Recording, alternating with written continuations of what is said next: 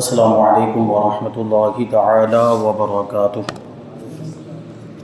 نحمده ونصلی ونسلم علی رسولہ الکریم، اما بعد فاعوذ باللہ من الشیطان الرجیم، بسم اللہ الرحمن الرحیم۔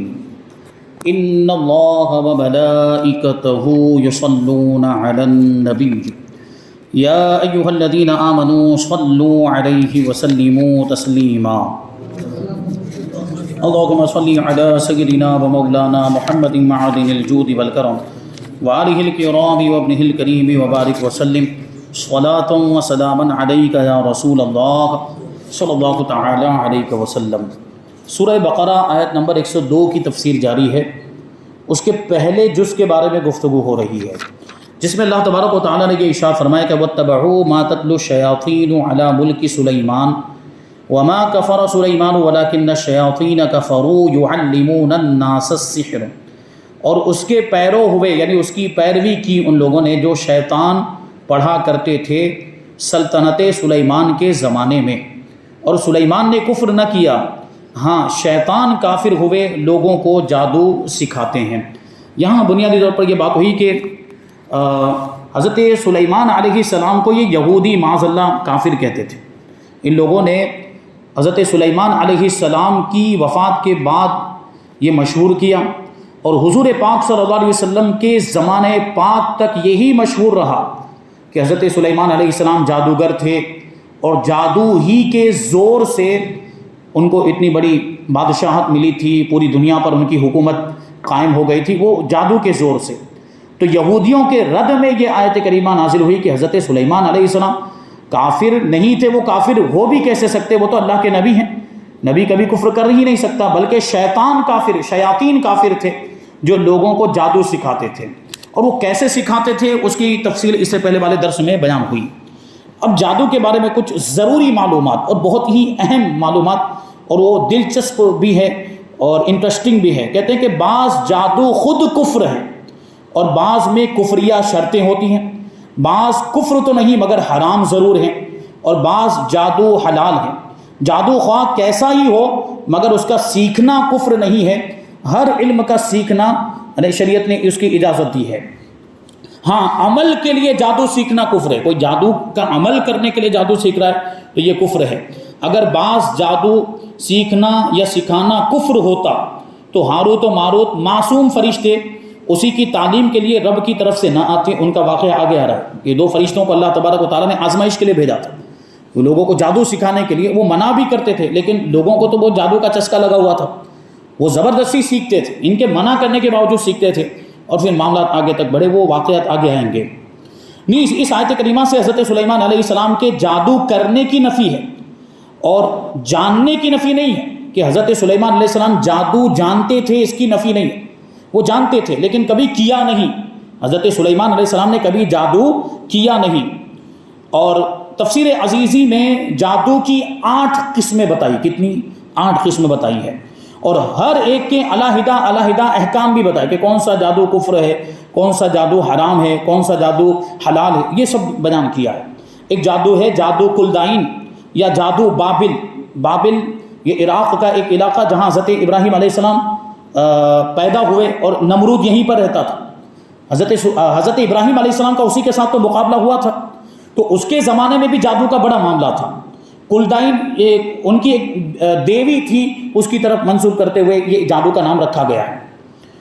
تو یہیں پر ہاروت اور ماروت، وہ بابل علاقے میں ہی ہاروت اور ماروت تشریف لائے تھے، 2 فرشتے اللہ نے بھیجے تھے، اور یہی وہ جادو ہے جو ہاروت ماروت نے سکھایا تھا لوگوں کو۔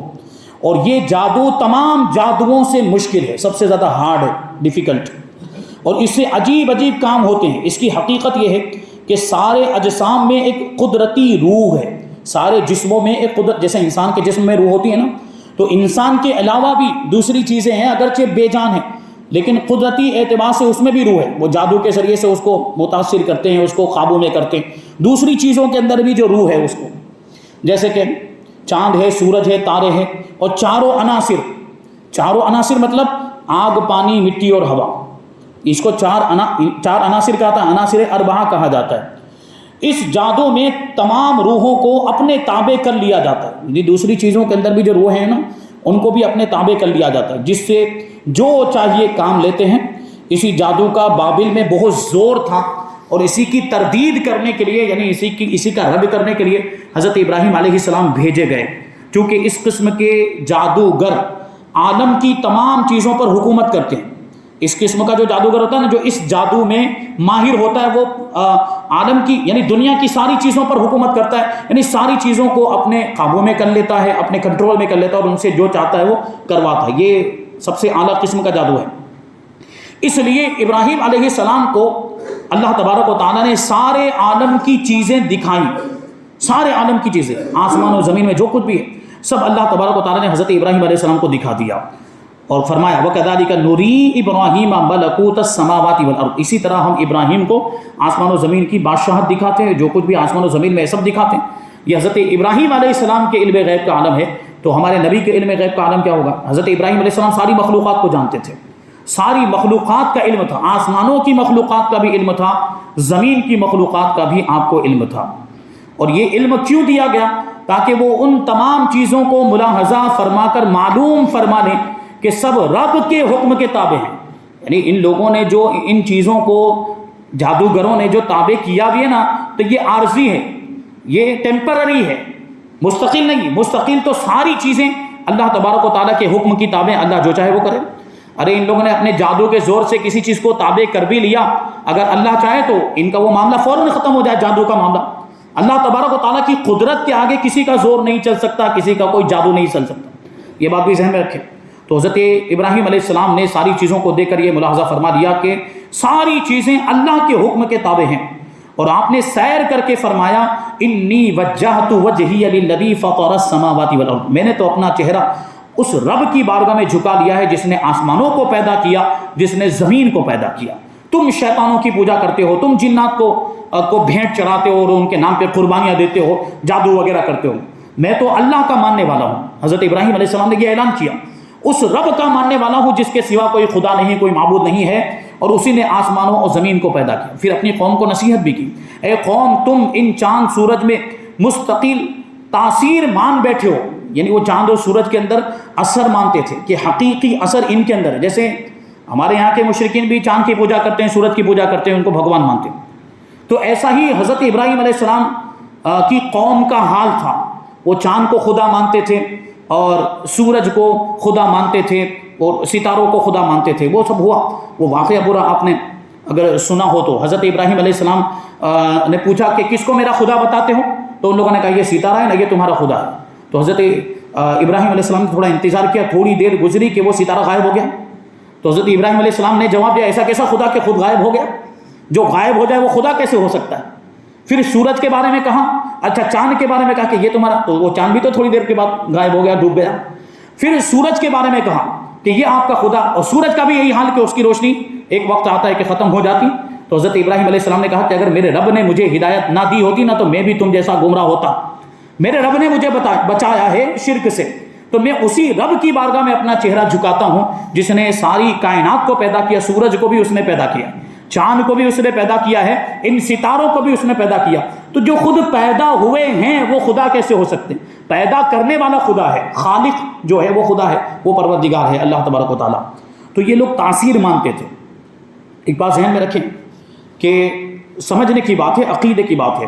دوا میں بھی اثر ہوتا ہے کہ نہیں؟ دوا ہم لوگ پیتے، بیمار ہیں تو اس میں ہم تاثیر مان رہے ہیں نا، دوا میں تاثیر مانی، یعنی ہم نے یہ مانا نہیں کہ دوا اثر کر رہی ہے، یہ تاثیر ماننا ہوا، لیکن یہ کفر نہیں ہے، یہ شرک نہیں ہے، کیونکہ ہم اگرچہ دوا میں تاثیر مان رہے ہیں لیکن اللہ کے حکم سے مان رہے ہیں۔ ہمارا یہ عقیدہ ہے کہ دوا میں تاثیر کس نے پیدا کی ہے؟ اللہ نے پیدا کی۔ لیکن وہ مشرکین حضرت ابراہیم علیہ السلام کے زمانے میں جو مشرکین تھے نا، وہ چاند سورج اور ستاروں میں جو تاثیر مانتے تھے نا، وہ اللہ کے دیے بغیر مانتے تھے، مستقل طور پر مانتے کہ ان کی اپنی طاقت ہے، یہ سورج کی، چاند کی، ستاروں کی اپنی خود کی طاقت ہے، اللہ کی دی ہوئی نہیں ہے۔ ان کو مستقل مانتے تھے، یعنی مؤثر حقیقی مانتے تھے، جبکہ مؤثر حقیقی یعنی ساری چیزوں میں اثر پیدا کرنے والی ذات اللہ تبارک و تعالیٰ کی ہے، وہ یہ نہیں مانتے تھے۔ ان کا عقیدہ تھا کہ ان کے پاس جو تاثیر خود کی ہے، بذات ہے، کسی کی دی ہوئی نہیں ہے، سورج اور چاند ستاروں میں۔ تو یہ ان کا معاملہ تھا۔ تو حضرت ابراہیم علیہ السلام نے کہا کہ تم لوگ ان میں مستقل تاثیر مانتے ہو چاند سورج میں، تو ان کے خالق کو، میں تو ان کے خالق کو مانتا ہوں، یعنی تم چاند سورج کو خدا مانتے ہو، میں چاند سورج کے بنانے والے کو خدا مانتا ہوں۔ یہ حضرت ابراہیم علیہ السلام نے دلیل پیش کی، عقلی دلیل تھی۔ نمرود کے زمانے میں اس جادو سے بہت سی عجیب چیزیں بنائی گئی تھی۔ نمرود، اب وہ ظاہر سی بات، نمرود تو بادشاہ تھا، اس کے پاس تو پیسوں کی، مال و دولت کی کوئی کمی نہیں تھی، تو اس نے اپنی دولت کے ذریعے سے وہ جادو کے بہت سارے کرتب خریدے تھے، اس نے جادوگروں کو بلا بلا کے بہت ساری ایسی چیزیں بنائی تھی، اور وہ جادو کے کرشمے دکھاتا تھا، اور انہی جادو کے کرشموں کے ذریعے سے دکھا دکھا کر تو اس نے اپنی خدائی کا دعویٰ کیا تھا، اپنے آپ کو خدا کہا تھا، وہ جادو کی وجہ سے، جادو کے بھروسے پر۔ اب دیکھیں اس کے پاس کیا کیا چیزیں تھی نمرود کے پاس۔ فرماتے کہ نمرود کے زمانے میں تانبے کی ایک بت تھی۔ بت مطلب ایک وہ آلات موسیقی میں سے ایک آلہ ہوتا ہے، وہ ایک سازندہ، وہ جس کو بجایا جاتا ہے، وہ صراحی نما ہوتا ہے، اس میں سے آواز نکلتی ہے۔ وہ آپ نے دیکھا ہوگا نا، موسیقی میوزک کے جو آلات ہوتے ہیں اس میں سے ایک وہ بت ہوتا ہے، اس میں ایسے کچھ رگڑتے ہیں تو آواز پیدا ہوتی ہے۔ فرماتے ہیں کہ جس وقت کوئی جاسوس یا چور اس شہر میں آتا تو خود بخود اس بت میں سے آواز نکلتی تھی، وہ بجنے لگ جاتا خود بخود، یہ جادو کا کرشمہ تھا، وہ آواز نکلتی تھی، لوگوں کو پتہ چل جاتا تھا کہ کوئی جاسوس آیا ہے یا کوئی چور آیا، فوراً اس کو پکڑ لیا جاتا۔ اور پھر ایک نقارہ تھا، نقارہ تو سمجھتے ہیں آپ لوگ، کہ جب کسی کی کوئی چیز گم ہو جاتی تو اس پر چوب مارتا تھا، وہ جس کی چیز گم ہو گئی وہ ایک لکڑی لے کر آتا، لکڑی وہ نقارے پہ مارتا تھا تو وہ نقارہ اس چیز کا پتہ بتا دیتا تھا۔ اس لیول کا جادو تھا وہ نقارہ خود بتا تیری چیز کہاں پر ہے، وہ بتا دیتا تھا نقارہ۔ اور ایک آئینہ تھا جس سے غائب شخص کا حال معلوم ہو جاتا تھا، آئینے کے ذریعے سے جو شخص غائب ہو گیا، گم ہو گیا، اس کا حال کہ کہاں ہے، کون سی جگہ پہ، وہ بھی پتہ چل جاتا۔ اچھا وہ آئینے کے ذریعے کیسے پتہ چلتا تھا؟ فرماتے ہیں کہ جب کبھی اس آئینے میں نظر کی، یعنی دیکھا، تو وہ غائب آدمی، اس کا شہر اور قیام گاہ اس میں نمودار ہو گئی، یعنی آئینے میں سب دکھتا تھا کہ وہ کہاں موجود ہے، کون سے شہر میں ہے اور کس جگہ ٹھہرا ہوا ہے، سب اس آئینے کے ذریعے سے پتہ چل جاتا تھا، آئینے میں دکھتا تھا۔ وہ جادو کا کرشمہ تھا۔ نمرود کے دروازے پر یہ بہت زبردست جادو تھا، یہ آپ سنیں گے، اور یہ سب سے بڑا جادو، نمرود خود اس پر فخر کرتا تھا، یہ بہت بڑا جادو، اور اسی کو دیکھ کر اکثر لوگ اس کے بہکاوے میں آ جاتے تھے اور اس کو خدا سمجھ لیتے تھے۔ کیا تھا؟ نمرود کے دروازے پر ایک درخت تھا جس کے سائے میں درباری لوگ بیٹھتے تھے، سپاہی اور سب بیٹھتے تھے، اور جوں جوں آدمی بڑھتے جاتے تھے، اب درخت ہے تو اس کا سایہ لمیٹڈ ہوگا نا، محدود ہوگا، اب زیادہ لوگ آ جائیں گے تو جتنے لوگ، مطلب سائے میں جتنے لوگوں کی گنجائش ہے وہ سائے میں، چھاؤں میں اتنے ہی لوگ بیٹھ پائیں گے، اور جو ایکسٹرا ہو جائیں گے پھر ان کو دھوپ میں بیٹھنا پڑے گا۔ لیکن اس درخت کا حال دیکھیں، اس کا سایہ، جوں جوں آدمی بڑھتے جاتے تھے اس کا سایہ بھی پھیلتا جاتا تھا، یعنی سایہ بھی بڑھتا چلا جاتا تھا۔ 1,00,000 آدمی تک کی اس کے اندر گنجائش تھی، یعنی 1,00,000 آدمی بھی اگر آ کے بیٹھ جائے نا تو وہ سایہ اتنا 1,00,000 آدمیوں کے برابر ہو جاتا تھا، اتنا پھیل جاتا تھا وہ سایہ۔ لیکن کہتے ہیں کہ اگر 1,00,000 سے ایک آدمی بھی اگر زیادہ ہو جاتا نا تو سارے دھوپ میں آ جاتے، پھر یعنی پورا سایہ ہی ختم ہو جاتا ہے، ایک کے لیے بھی نہیں رہتا۔ یہی تو جادو کا معاملہ ہے کہ اس کی ایک لمٹ ہوتی ہے، اس کی ایک حد ہوتی، اللہ کی قدرت کے سامنے اس کی کوئی حیثیت ہی نہیں۔ 1,00,000 تک کی لمٹ ہے اس کی، 1,00,000 تک کی لمٹ، 1,00,000 سے ایک بھی زیادہ ہوا تو پورے 1,00,000 گئے، یعنی 1,00,000 میں سب کسی کو بھی سایہ نہیں مل رہا ہے، اور پروردگار چاہے تو ہزاروں کروڑوں بے شمار لوگوں کو سایہ عطا فرماتے، اس کی قدرت کی کوئی انتہا نہیں۔ یہ ہمارے پروردگار کی شان ہے۔ تو وہ نمرود کو خدا مانتے تھے یہ سب چیزوں کو دیکھ کر۔ ایک حوض تھا اس کے دربار میں، ایک تالاب جس سے مقدمات کے فیصلے ہوتے تھے، حوض کے ذریعے سے مقدمات کے فیصلے ہوتے، مقدمے اپنے لوگ پیش کرتے تھے۔ تو اب اس میں کیا ہوتا ہے، مقدمے میں آپ نے سنا ایک مدعی ہوتا ہے تو ایک مدعا علیہ ہوتا ہے، یعنی ایک دعویٰ کرنے والا ہوتا ہے اور ایک وہ ہوتا ہے جس کے خلاف دعویٰ کیا جا رہا ہوتا ہے۔ جیسے مثال کے طور پر زید اور خالد ہے، زید کہتا ہے کہ زمین میری ہے، خالد کہتا ہے کہ میری ہے، اور وہ قبضے میں کس کے ہیں؟ خالد کے قبضے میں، تو خالد ہو گیا مدعا علیہ، اس کے خلاف دعویٰ کیا جا رہا ہے، اور زید دعویٰ کر رہا ہے تو یہ ہوا مدعی۔ تو دونوں اپنا مقدمہ لے کے پہنچتے ہیں نا عدالت میں، کورٹ میں۔ اب دیکھیں کیا ہوا، تو وہ حوض کے ذریعے سے فیصلہ ہوتا تھا، تالاب کے ذریعے۔ تو مدعی اور مدعا علیہ کو دونوں کو بلایا جاتا، اور باری باری وہ دونوں اس میں گھستے، حوض کے پانی میں اندر جاتے تھے۔ وہ جو سچا ہوتا اس کے ناف کے نیچے پانی رہتا تھا، ناف کے اوپر پانی نہیں آتا تھا، یعنی وہ ڈوبتا نہیں تھا، اور جو جھوٹا ہوتا اس میں غوطے کھاتا، یعنی وہ ڈوبنے لگتا تھا اندر، اور اگر فوراً توبہ کر لیتا تو بچ جاتا، ورنہ ہلاک ہو جاتا، ڈوب ڈوب کے مر جاتا۔ یہ وہ ہوش کے کرشمے تھے، یہ جادو کے کرشمے ہیں۔ اس قسم کے طلسمات پر اس نے دعوی خدائی کیا تھا، یہ سارے جادو کے کرشمے تھے، طلسمات تھے، ان کی بنیاد پر ہی اس نے، یعنی نمرود نے اپنے خدا ہونے کا دعویٰ کیا تھا، اور بہت سارے لوگ ان ساری چیزوں کو دیکھ کر خدا مان بھی لیتے تھے۔ تو یہاں پہ غور کریں گے کہ جادو کی ایک لیمٹ ہوتی، جادو کی ایک حد ہوتی، لیکن اللہ تبارک و تعالیٰ کی قدرت اور اللہ تعالیٰ کے عطا کردہ معجزات، وہ اللہ تبارک و تعالیٰ نے ان کو جادو سے زیادہ طاقت و قوت عطا فرمائی۔ جیسے حضرت موسیٰ علیہ السلام کا واقعہ سنا نا آپ لوگوں نے، وہ آگے آئے گا بھی۔ حضرت موسیٰ علیہ السلام کے مقابلے میں فرعون نے پورے ملک کے جادوگروں کو جمع کر لیا، وہ اس زمانے میں بھی جادو کا بڑا زور تھا۔ اب وہ جادوگر اپنی لاٹھیاں رسیاں لے کر آ گئے میدان میں، اور لاٹھیاں رسیاں سب پھینکی تو وہ سب سانپ اور اجگر بن گئے، لاٹھیاں اور رسیاں۔ حضرت موسیٰ علیہ السلام کو تھوڑا ایسا ہوا کہ یہ اتنے سارے سانپ اور اتنی تھوڑی کیفیت تبدیل ہوئی، تو اللہ تعالیٰ نے ارشاد فرمایا لا تخف، اے موسیٰ ڈرنے کی ضرورت نہیں، انک انت الاعلیٰ، تم ہی کامیاب ہونے والے ہو۔ ارے جو نبی ہے وہ ناکام کیسے ہو سکتا ہے؟ اللہ نے حکم دیا کہ آپ کے ہاتھ میں جو عصا ہے نا وہ زمین پر ڈال دو۔ حضرت موسیٰ علیہ السلام نے عصا زمین پر ڈالا، وہ بہت بڑا اژدہا بن گیا۔ وہ تو چھوٹے چھوٹے سانپ جو انہوں نے جو رسیاں اور لاٹھیاں ڈالی تھی وہ چھوٹے چھوٹے سانپ اور اجگر بنے تھے، لیکن حضرت موسیٰ علیہ السلام نے جب اپنا عصا، یہ معجزہ تھا نبی کا معجزہ، جب میدان میں ڈالا ہے وہ اتنا بڑا اژدہا بن گیا کہ ان کے سارے سانپوں کو اور اجگروں کو نگل گئے۔ اب جادو کو سمجھ میں آ گیا، جادوگروں کو، کیونکہ جادوگر خود اس جادو کا علم رکھتا ہے تو اس کی حد اور اس کی لیمٹ اس کو خود کو معلوم ہے کہ میرے جادو کی حد کہاں تک ہے۔ تو جادوگر سب سمجھ گئے کہ حضرت موسیٰ علیہ السلام نے جو دکھایا ہے نا وہ جادو نہیں ہے، کیونکہ اس کے درباریوں نے، فرعون کے درباریوں نے یہی مشہور کیا تھا کہ موسیٰ جادوگر ہیں تو ان کا مقابلہ کرنے کے لیے جادوگروں کو بلاؤ تو ہار جائیں گے۔ لیکن حضرت موسیٰ علیہ السلام نے جو دکھایا وہ جادو تھوڑی تھا، وہ تو معجزہ تھا۔ جادوگروں کو یہ بات سمجھ میں آ گئی کہ حضرت موسیٰ علیہ السلام نے جو عصا والا معجزہ دکھایا ہے یہ نبی کی نبوت کی دلیل ہوتا ہے۔ سب کلمہ پڑھ کے مسلمان ہو گئے، یہ بات ہے نا۔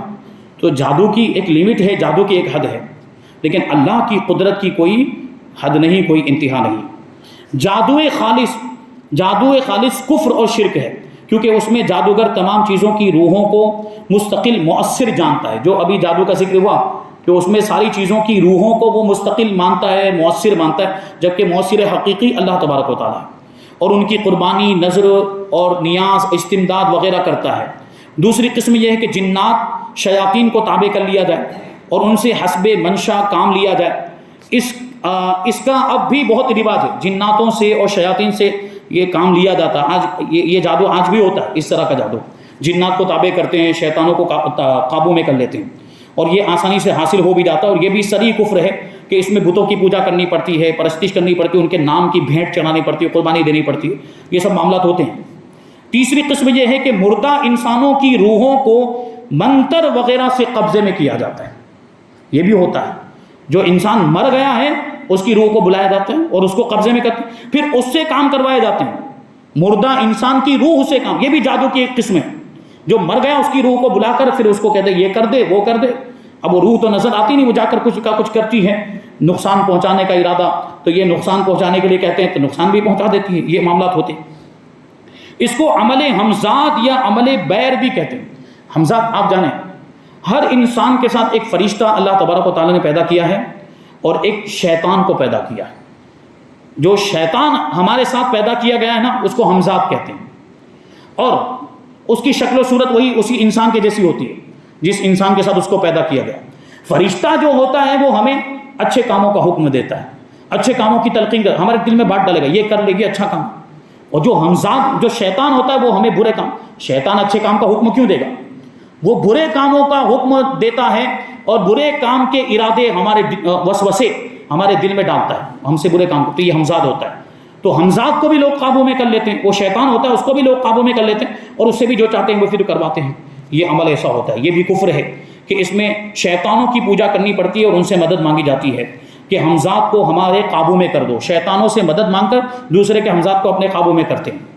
اس قسم کا جادو شہوت پرستی اور غصے وغیرہ میں کام آتا ہے۔ جیسے کسی لڑکی، مطلب کوئی لڑکی پسند آ گیا، اس کو قابو میں کرنا تو پہلے اس کے ہمزاد کو قابو میں کرتا ہے، اب وہ حمزات قابو میں آ گیا تو وہ حمزات خود بخود اس کو اس کا دیوانہ بنا دیتا ہے.